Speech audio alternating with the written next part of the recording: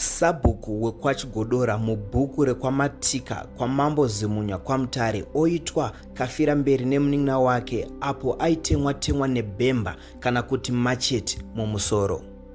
Ladies and gentlemen, kusangana kwatiri kuita zvakare pachannel ino, channel yeZim Witness TV yandinodzoka nemaupdates akasiyana-siyana, uye ndinoti kana kari kekutanga kusvika pano ingobayawo button rekusubscribe then turn on the notification bell kuitira kuti usarasikirwe neevery update yandinodzoka nayo pano nguva nenguva.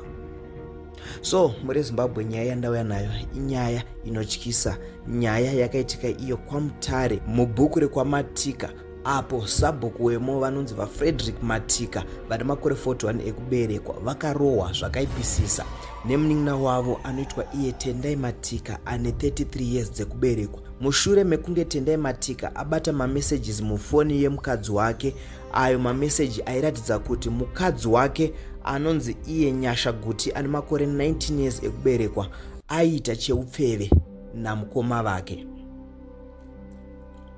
Tendai anonzi iye mushure mekunge aona mamessages aya ainge akanyorwa nyaya dzebonde, Frederick achiudza Nyasha kuti uya wakanyatsochena kuitira kuti vagokwanisa kuita bonde zvakanaka.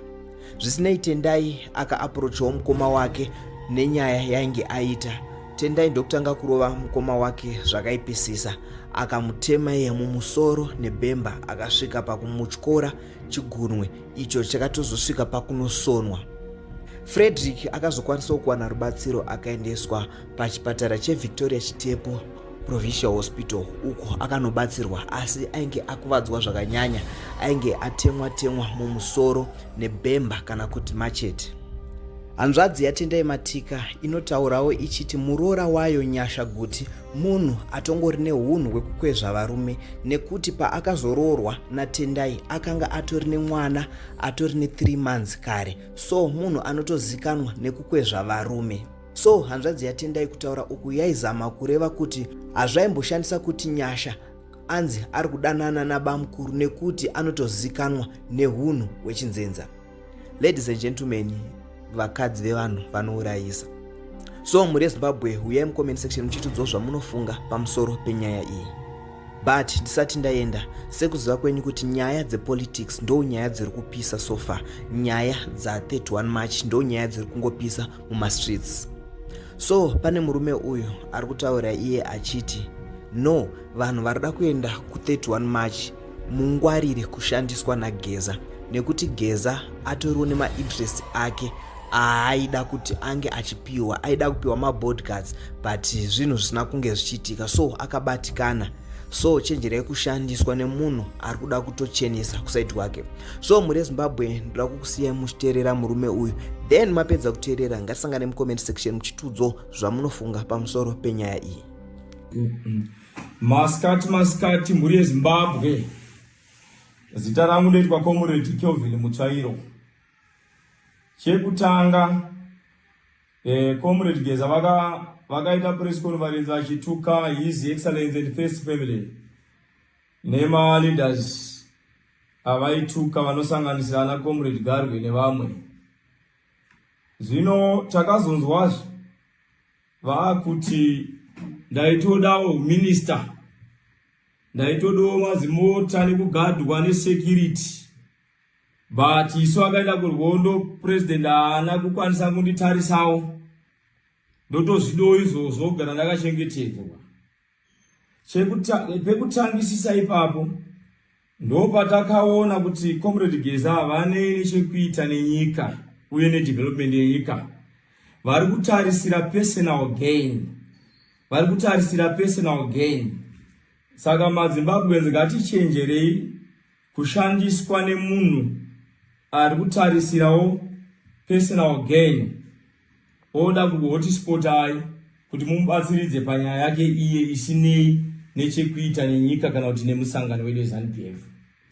Number 2, His Excellency the President of the Republic of Zimbabwe vakati Zimbabwe is open for business. Zimbabwe is open for business. Right. Yes, you know, vakuti tsoma na se weekend chivayo. Imbava azoita sei kuita mari mhosva here munyika yeZimbabwe. President vari kutikurudzira tishande. Saka ndikanga ndashanda ndikaita mari yangu ndikada kutanga kubatsira vandichifunga ndogona kubatsira haisi mhosva. Saka siyanai na comrade Wycliffe Chivhayo. Munhu ari kuzvitsvagira mari yake. Wycliffe Chivhayo is a businessman. Siyanai naye. Number 3, comrade Geza nevamwe vavo vari kuti zuva 31 March vanhu pindai mustreet mubvise president. Aiwa azvineze comrade Geza munotanga maenda pakati petaundi pana Jason Moyo bye na Julius Nyerere. Moti ndini comrade Geza ndakamira pano ndati ngatipindei mustreet. Kwete kuti munoti vanhu pindai mustreet imimi makahwanda muri mumapako. Mukati asakuru yenyese inongoshandisa South African numbers. Nekuti vanenge vachitya imbwende, ndimi mbwende hombe. Kana dai makanga muine nyaya yenyu musangano weZANU-PF mune maitirwa nitwa zvinhu. Mune maadreserwa nitwa zvinhu. Kana makanga muine ma-issues, mainyora vakatsamba dzoenda kuutungamiri, voatenda ma-issues yenyu onzwisisa muda kuti kudii. Saka izvo zvamuri kuita izvo, handifunge kuti vana veZANU-PF vari kuita izvozvo kana kuti muri kuronga navo. Vana veZANU-PF vanoziva gwara remusangano mafambisirwo anoitwa zvinhu. President avatukwe, vice president avatukwe, utungamiri hwese hahutukwe. Izvo zvinoitwa nema-opposition, ndo vanoita nyaya dzekutuka-tuka, ndo zvavo zvekutuka-tuka nekuti vanenge vasina zvekupa kuvanhu. Nyaya yekupedzisira ndeyekuti comrade Geza makabuda this week makapfeka kamafurashi. Muchiti imimi vamunangagwa vaifana kunda aprocha. Imbwende vanotya vaifana kunda aprocha. Kureva kuti maisika attention kuna president. Zvino makairasa, makarima nechisi.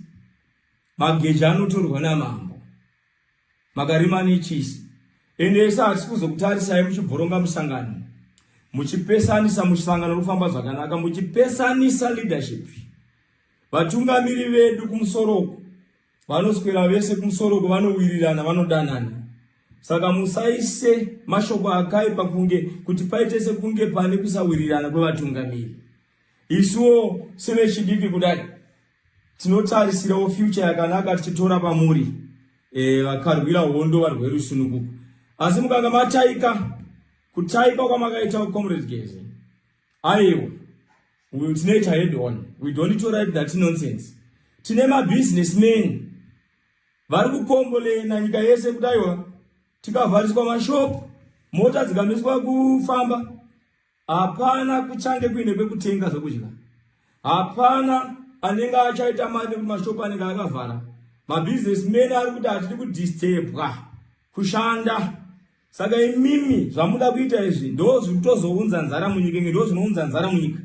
Pakuti pamuchavharisa mashopu hapana achatenga nekutengeserwa. Saka ndimi mauya nenzara munyika, ndimi makonzeresa nzara munyika. Saka maZimbabweans musafurirwe nevanhu vakawanda mumasango vari kufurirwa nevanhu vakatiza nyika vakaenda kugara naSouth Africa. Vakuda kutsvaga madzokero avangaite muZimbabwe vachishandisa ava vachidzoka nenzira yekuda kusanyongano munyika yedu yeZimbabwe. Ndangoti tibatsirane muone mapoints 4 andataura. Number 1 Geza aita dandaenda kaitwa minister, daenda kafamba nemazimota. Number 2 aisika attention. Zvinaka zvishaya nekuti president vane basa rekutunga redevelopment yenyika rekuenda mberi nenyika avasikurotora reta zina basa retezo. Saka Geza unoda president vane basa nevere. Hakuna ana nebasa rese. Ende kutaura kwako kwesa kuna ana nebasa rese. Andidika be very careful. Datende.